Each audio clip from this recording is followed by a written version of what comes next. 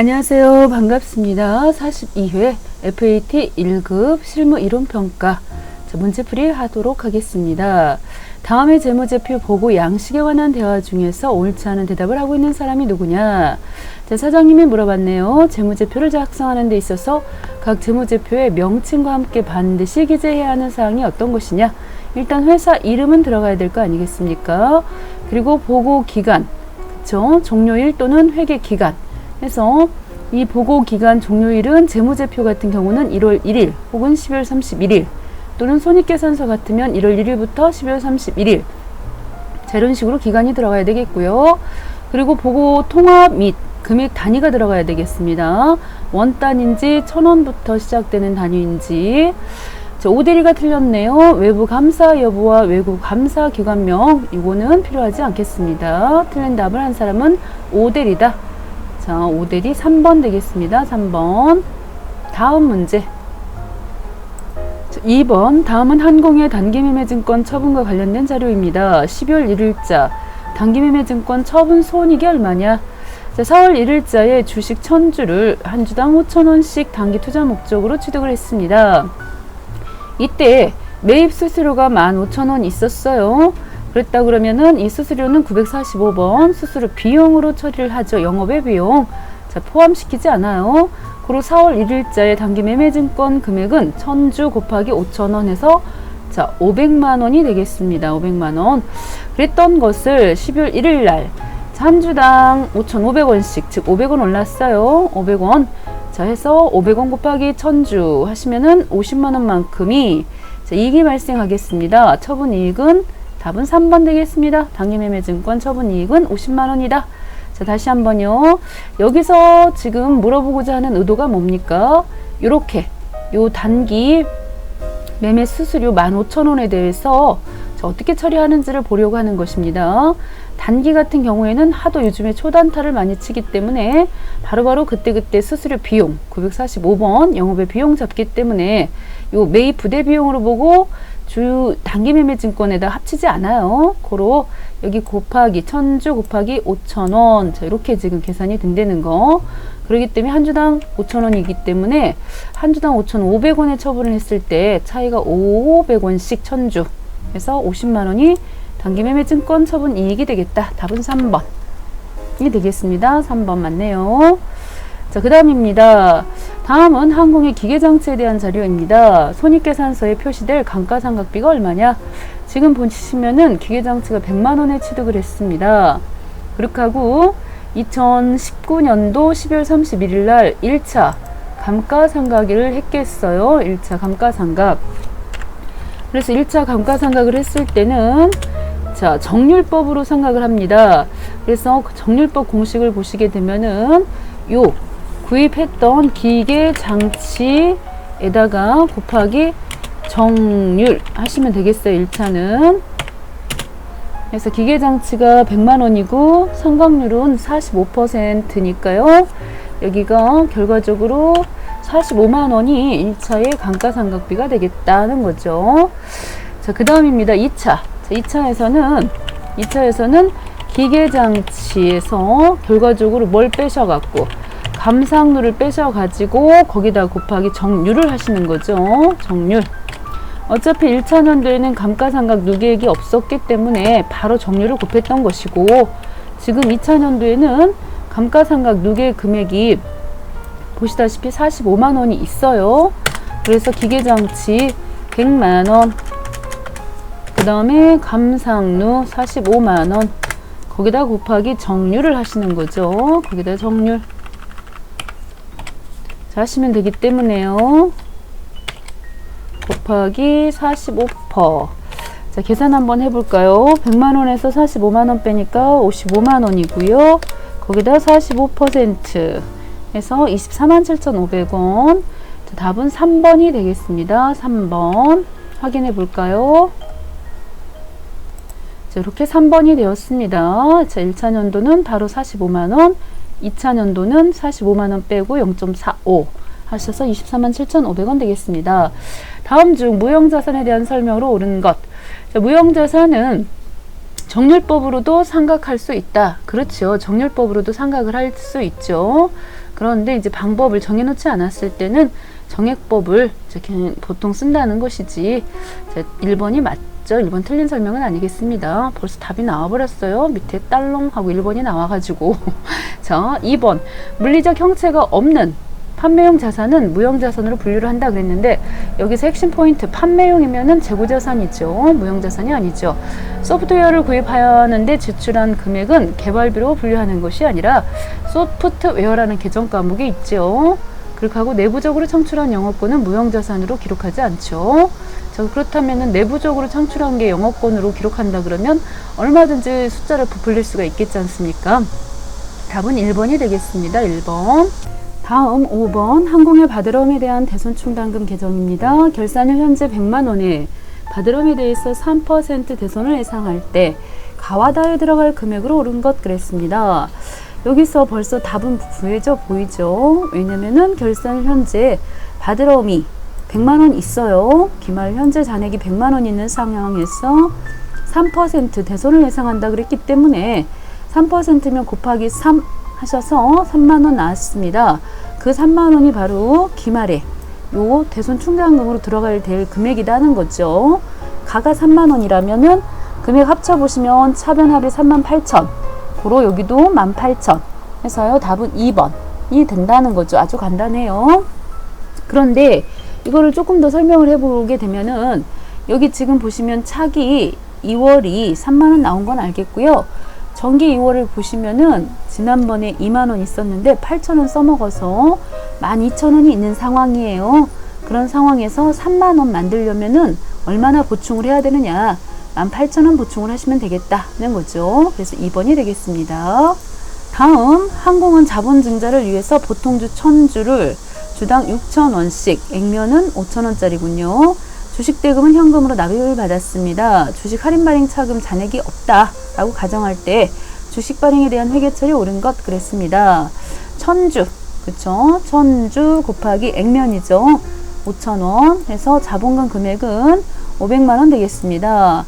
자, 벌써 1번 답은 틀렸군요. 600이라 그래가지고.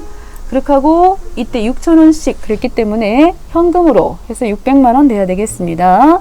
자, 이 과정에서 벌써 4번도 틀렸네요. 600. 그렇게 하고 주식 발행 초과금. 답은 2번 되겠습니다. 주식 발행 초과금으로 쓰셔야 되죠. 할인 발행 차금은 아니겠죠. 그래서 주식을 발행하는 과정에서 초과금이 생겼을 때 우리는 주식 발행 초과금이라고 한다. 답은 2번이 되겠습니다. 7번 다음 자료를 토대로 계산한 기말상품 재고액은 얼마인가 라고 했습니다. 원가 흐름의 가정은 선입선출법을 적용한다 그랬습니다. 지금 보시면은 기초상품이 100개, 단기 매입이 1000개 이렇게 있는 상태예요. 다음 자료를 토대로 계산한 기말상품 재고액은 얼마인가? 단 원가 흐름의 가정을 선입선출법으로 적용한다 라고 했습니다. 자, 문제를 보시게 되면은 기초상품 재고액이 3만 원 있습니다. 100개. 단기 상품 매입액이 1000개가 있었고요. 그런데 문제는 단기 상품 판매량이 980개였기 때문에 선입선출법이면 먼저 있었던 것부터 팔려 나가요.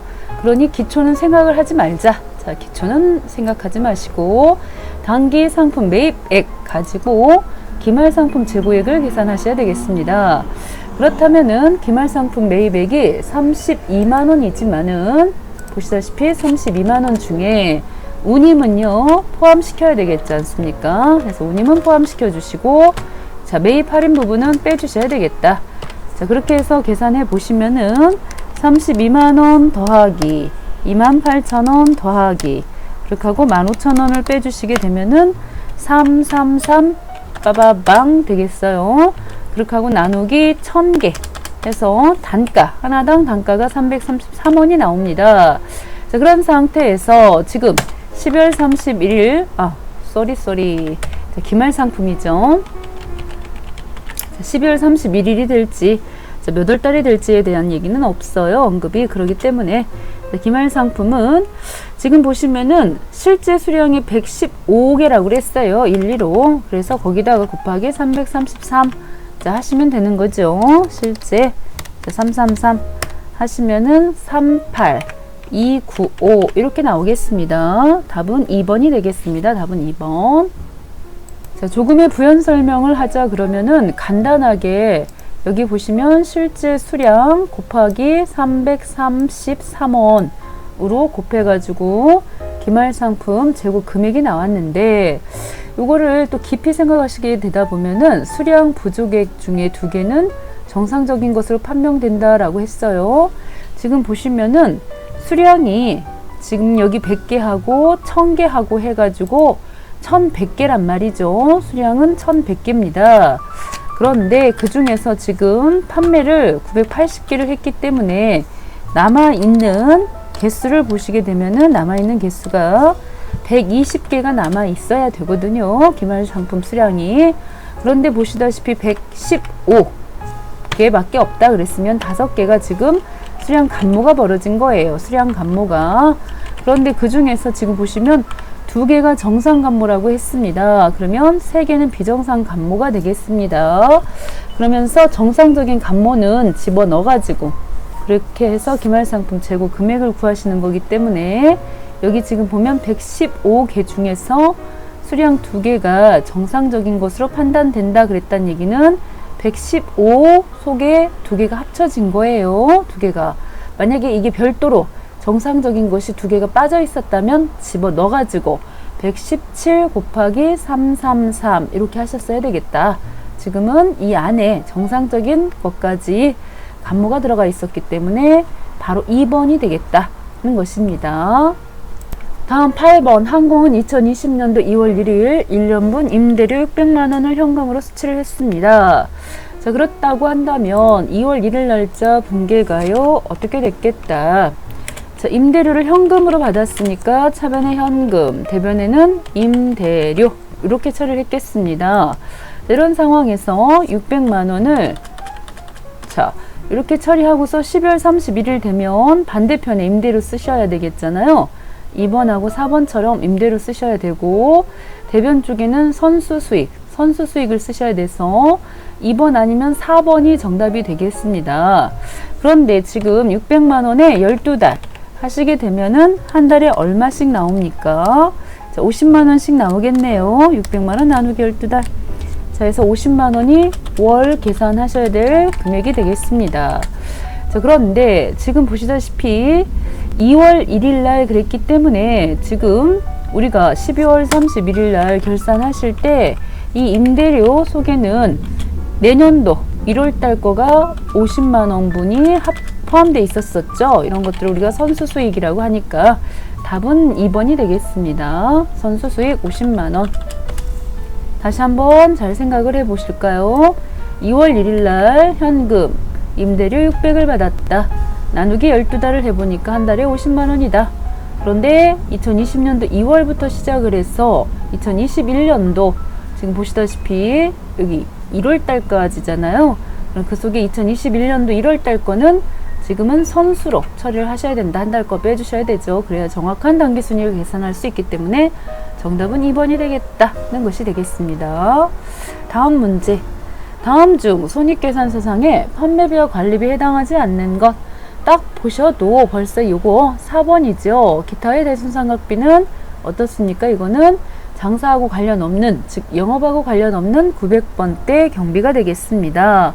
영업의 비용이 되겠죠.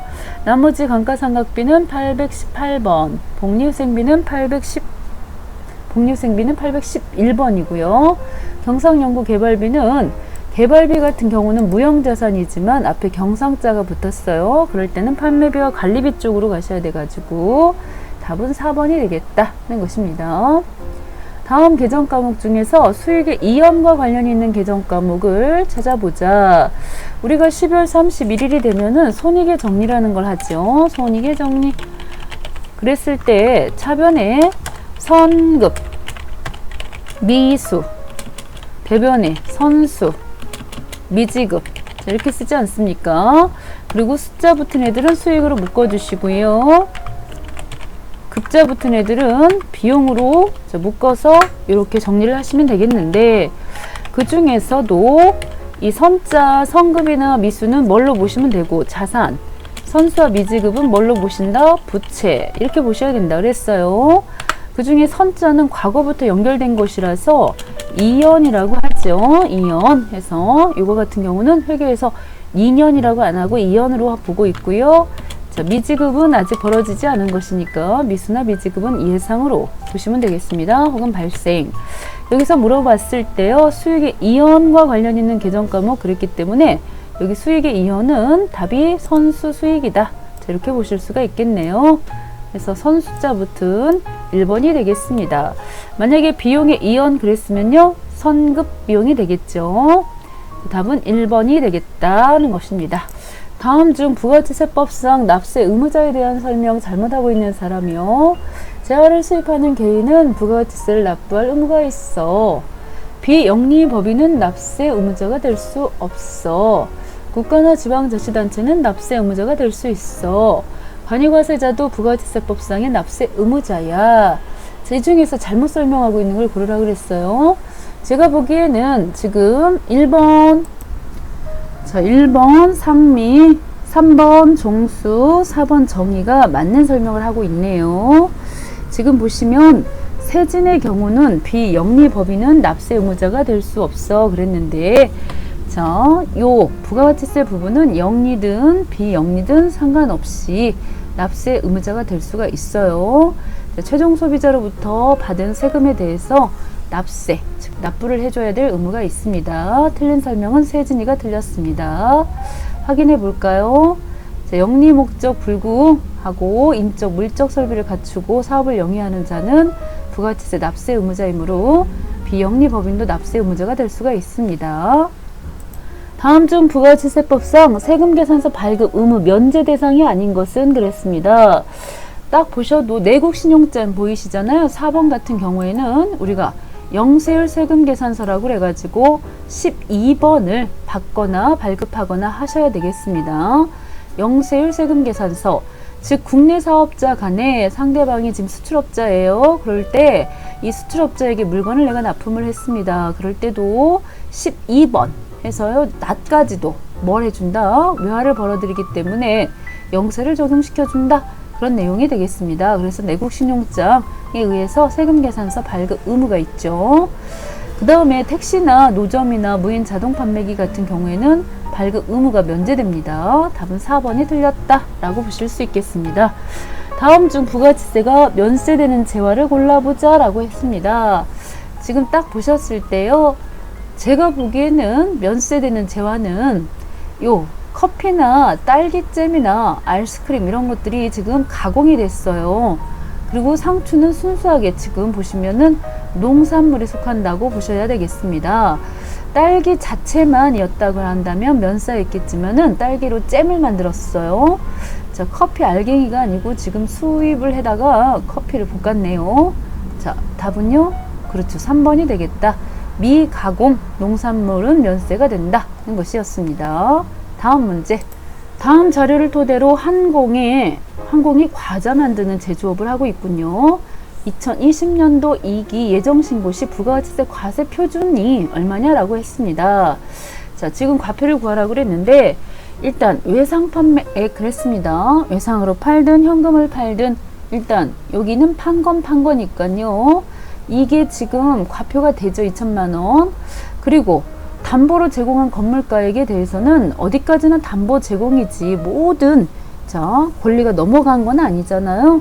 그래서 요 3천만 원은 해당이 안 되겠죠. 3천만 원은 해당이 안 되고 자, 그 다음입니다. 자, 비상장 주식의 양도대금이라고 그랬습니다. 여기 지금 보시면 주식은 재화의 범위에 속하지 않아요. 고로 답은 2천만 원 해서 1번이 되겠습니다. 1번. 자, 마지막 문제가 되겠습니다. 다음 중 부가가치세법상 전자세금계산서에 대한 설명으로 옳은 것 그랬습니다. 법인 사업자는 공급가액과 관계없이 전자세금계산서를 발급해야 한다. 맞습니다. 법인은 이제 법이 바뀌어갖고서 법인은 무조건 전자예요. 개인 사업자는 전자세금계산서 발급 의무가 없는 게 아니라 직전년도 매출액 3억 원 이상일 때 개인이라도 전자세금계산서를 발급해야 되고 전자세금계산서의 발급일이 속하는 달의 말일까지 전자세금계산서를 발급 명세를 국세청장에게 전송해야 된다 그랬는데 틀렸네요. 전자세금계산서 발급은 다음 달 10일까지 상대방 담당자 메일에게 넣어주고요. 전송은 다음 날까지죠. 다음 날까지 정확한 설명은 아니었고요. 그리고 전자세금계산서 발급 명세를 전송한 경우에도 5년간 세금계산서를 보관해야 한다 그랬는데 이미 국세청에다가 발급 전송을 했잖아요. 그래서 보관 의무가 면제가 되겠습니다. 전에 종이였을 때는 5년이었지만 지금은 면제가 된다. 정답은 1번이 되겠습니다. 수고하셨습니다.